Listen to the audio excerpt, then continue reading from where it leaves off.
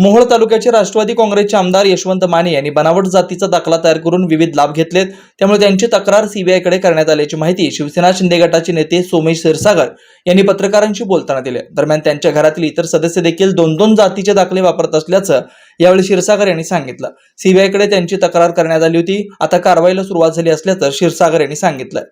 मी सोमेश क्षीरसागर, मोहोळ विधानसभेचे विद्यमान आमदार यशवंत माने, राष्ट्रवादी काँग्रेस अजितदादा गट यांनी सन 1985 साली विमुक्त जातीच्या दाखल्यावरती विविध लाभ घेतले, त्यांच्या शालेय जीवनात शिष्यवृत्ती घेतली।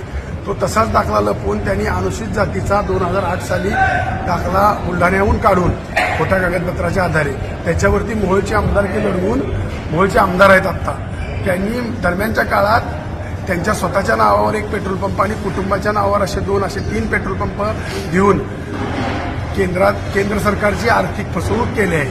आणि या सर्व संदर्भात मी सीबीआयला त्याची रितसर तक्रार दाखल 2022 मध्ये केली होती। त्या संबंधित आता कारवाई सुरू झालेली आहे व त्यांनी त्यांच्या कुटुंबामध्ये असेच विमुक्त जातीचे आणि अनुसूचित जमातीचे विविध लाभ वेळोवेळी घेतलेले आहेत आणि ते दोन स्टेटसनी स्वतःच्या कुटुंबामध्ये जातीचे लाभ घेत आहेत। हे अतिशय गंभीर बाब आहे। त्या संदर्भात मी माननीय उच्च न्यायालयातही त्यांची याचिका दाखल केलेली आहे आणि त्या संदर्भात तिथेही उचित कारवाई चालू आहे। तर येणाऱ्या काळामध्ये सीबीआयने त्यांची सखोल चौकशी करून त्यांना शिक्षा केली पाहिजे, कारण एवढ्या उच्च पदावरती जाऊन असे फ्रॉड करणं हे कायद्यानं गंभीर गुन्हा आहे।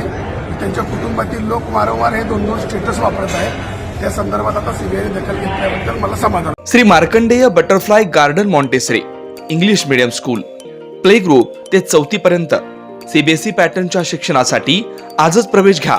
मोबाईल क्रमांक 8668 34 49 79।